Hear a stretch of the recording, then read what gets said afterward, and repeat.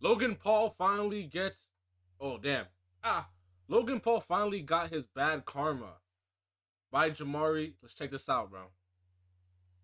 So recently we have been talking about the fact that Logan Paul has filed a lawsuit against CoffeeZilla, and now there's also another scandal coming out revolving around a project of his called the Liquid Marketplace. On a platform that I co-founded called Liquid Marketplace, it allows co-ownership of top-tier assets. So instead of one person, me owning this card, we as a collective can co-own it together. In the end, it really did. Man, that NFT crypto era, bro, that was really a dark time. I was not part of that, but I did see a lot of people buying bored apes, monkeys, gorillas, everything known to mankind that you could buy off of that with crypto. That's what they did. They usually use ETH, bro. And that whole thing, posting your stuff on Twitter, doing all this as your profile pic, bro. People were literally just screenshotting your NFT and posting it. So literally made no sense unless you owned it. I know a lot of people made money. A lot of people did not make money. I did not. I wasn't a part of that. It seemed like this company did not go through the necessary hurdles to make sure this would be a successful venture. That sounds very familiar. I think that's called biting off more than you can chew, as the Liquid Marketplace is now being investigated in Canada. CoffeeZilla was looking to once again uncover the truth regarding this situation and the allegations levied against the three main players. To be clear, Logan is not listed in this lawsuit, but recently it has come to my attention that his company Prime has been served two separate lawsuits, and if that's not hilarious karma, I don't know what is. Ever since its rise to prominence, Prime has been no stranger to controversy, bold headlines, and unfavorable claims about their product. This morning, New York Senator Chuck Schumer is calling on the FDA to investigate the energy. 6 times more caffeine? Yo. Wait. I don't know how much caffeine is in a can of Coke. I'm going to be completely honest with you. But 6 times sounds insane. I know Celsius has like 200 milligrams. I know majority of them have 200 milligrams, which is like 2 cups of coffee. But 6 times, I don't know what that is in algebraic or calculus terms, but damn, bro. Energy drink Prime. Buyer and parents beware, because it's a serious health concern for the kids it so feverishly targets. From angry parents of... Actually, I have something to say. I think Prime Hydration and Prime Energy Drink is 2 different things.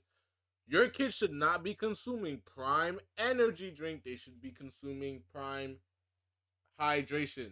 There's a complete difference. One's an energy drink, one's literally for hydration, electrolytes, etc.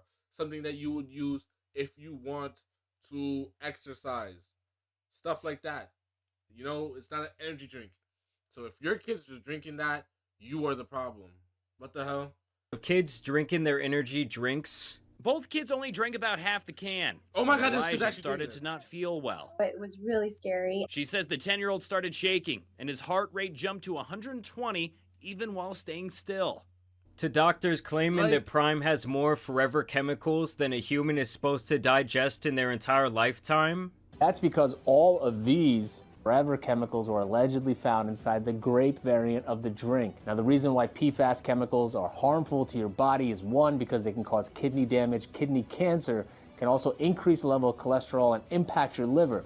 They are forever chemicals, so they get inside your body, they stay in there forever. Your body cannot break them down, your liver can't break them down, your kidneys can't flush them out. For the record though, the bottled beverage industry is one of the hardest and most costly to break into, and the fact that KSI and Logan Paul have propelled Prime into a legitimate share of the market is pretty insane. Regardless, things have been looking pretty bleak in the current day, and Prime is now being sued by the Olympic Committee, as well as a bottling manufacturer who claims they pulled the rug out from under their feet after agreeing to a massive multi-year deal. The first mentioned lawsuit is basically for trademark infringement, specifically regarding their recent campaign with Kevin Durant, who was featured on the USA gold medal winning team this year in the Olympics. Basically, in promoting the launch of this new drink, Prime was using trademarked phrases like "Go for Gold," "Team USA," "Olympic Spirit," and things like that. Not to even mention the branding, which is clearly made in an Olympic-style theme with the color scheme. Basically, the Olympic Committee feels like they should not be able to do this without their consent, and likely a massive cut of the action going into their pocket.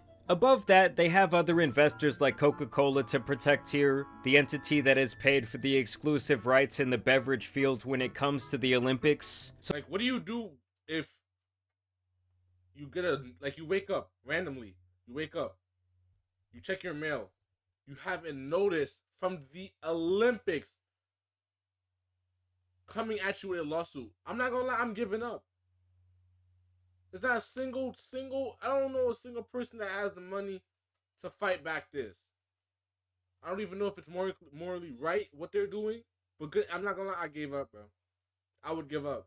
So they're really supposed to be no the way. only ones who can use the Olympic theme in their marketing and on their various drinks. In a deliberate and willful attempt to trade on USOPC intellectual property, defendant Prime Hydration has used the following Olympic-related terminology and trademarks on product packaging, internet advertising, and in promotions featuring a Prime Hydration flavor and athlete Kevin Durant. Olympic, Olympian, Team USA, and going for gold. Such uses without the USOPC's consent. Now this was the way the bottle was going to be designed, and you can see how Prime was doing some shady shit here. 3-time Olympic gold medalist and counting, what makes a true Olympian? Reppin' Team USA, a 3-point wizard, a master of the mid-range skill, determination, heart, these... Ain't no way they just listed the starting 5. They listed the starting 5 of the USA NBA basketball team, bro. 3-point wizard. Come on. We all know who that is. Chef Curry, a master of the mid-range. I'm gonna say, oh wait, they talk about Kevin Durant. Yo, I'm actually so lost in the sauce. It's not even funny, bro. Okay, damn. These are marks of his game. Bottles up, fam, because when KD steps on the court, he's going for gold. I mean, above all, it kinda just makes me cringe. Like, this sentence was definitely derived from the mind of a white 45-year-old marketing campaign manager. Like, I truly cannot believe they tried to pull this shit. The Olympic Committee clearly does not play around when it comes to infringing on their stuff. All the marketing around this would definitely suggest that the Olympics were involved with this product. They had even allegedly sent ad copies to stores which featured this type of marketing, including 2 uses of Kevin Durant Olympic Prime Drink, Celebrate Greatness with the Kevin Durant Olympic Prime Drink, Olympic Achievements, Kevin Durant Olympic Legacy, and other uses. And the thing is, they actually tried to play nice in this situation, and at first they had just hit them with that cease and desist, but Prime still persisted on with their campaign, which is not necessarily surprising considering these marketing operations often cost millions of dollars to put together, and obviously with Kevin Durant being involved, this was probably in the making for quite a long time. Prime Hydration's conduct has been and continues to be willful, deliberate, and in bad faith with malicious intent to trade on the goodwill of the USOPC and the IOC. By its conduct, Prime Hydration has caused the USOPC damage and irreparable injury for which it has no adequate remedy at law, and Prime Hydration will continue to do so unless restrained and enjoined by this court from further infringing on the USOPC's marks and confusing the public. Now, the USOPC is potentially seeking millions of dollars in damages from this situation, and they want to go to trial to determine just how much money they will be settling on. But honestly, that kinda seems like light work compared to this next lawsuit. Last year, all of these reports and videos were made about Prime having forever chemicals in their drinks, and Logan would quickly debunk this and do so several times. All right, let's talk about this. First off, anyone can sue anyone at any time. That does not make the lawsuit true, and in this case, it is not. There's claims that PFOS or forever chemicals come from plastic. So in this case, they're not talking about the actual drink, the liquid Prime. They're talking about the bottle that Prime is manufactured in. This ain't a rinky-dink operation. We use the top bottle manufacturers in the United States. All of your favorite beverage brands, Coke, Pepsi, Tropicana, Dr. Pepper, they use these companies. Now, Refresco, which is an independent beverage manufacturer, wants to run Prime's pockets to the tune of $68 million. Basically, they claim that Prime committed to a 3-year minimum agreement for them to manufacture their bottles, with a purchase volume commitment. And not only that, but Prime allegedly wanted custom bottle designs and sizes that would require significant modifications to their process and machinery they used to create their bottles. To protect Refresco from loss in the event that defendants did not meet their minimum purchase volume commitments, including on the large upfront investment Refresco would make to refit the dedicated line, the true Truesdale agreement also expressly was made to a take-to-pay arrangement, meaning if defendants did not purchase and take delivery of at least 90% of the agreed annual volume commitment for each of the 3 contract years, defendants would be obligated to pay Refresco a fixed shortfall amount for each 12-bottle case, below the volume commitment that defendants did not purchase. I'm not gonna lie. You're chatting, bro. I'm gonna be honest. Y'all are saying all these damn things. I'm hearing Refresco, Valesco. You know, I'm tired of it, bro. I'm listening to this and I want to understand it, but I cannot. Can y'all put this in Fortnite terms or something, bro? Basically, they did that to cover their ass in the event that Prime did bro. not have enough demand to fill their agreement. At the time the parties negotiated and entered into the Truesdale agreement in early 2023, sales of the defendants' then relatively new Prime branded products, which were marketed with the names and influence of defendant social media celebrity co-founders, had grown rapidly, and defendants represented to Refresco that the sales volume would remain robust and continue to grow. Over the course of the year following that contract signing, however, the formerly hot sales of Prime sports drinks cooled markedly. By early 2024, sales of Prime beverages were falling well below defendants' expectations. Drivers of those declining sales included seasonal declines in demand for sports drinks that defendants had failed to predict, and even more problematically for Congo and Prime, the fading of the social media buzz that had powered the rapid initial increase of Prime hydration sales in 2022 and early 2023.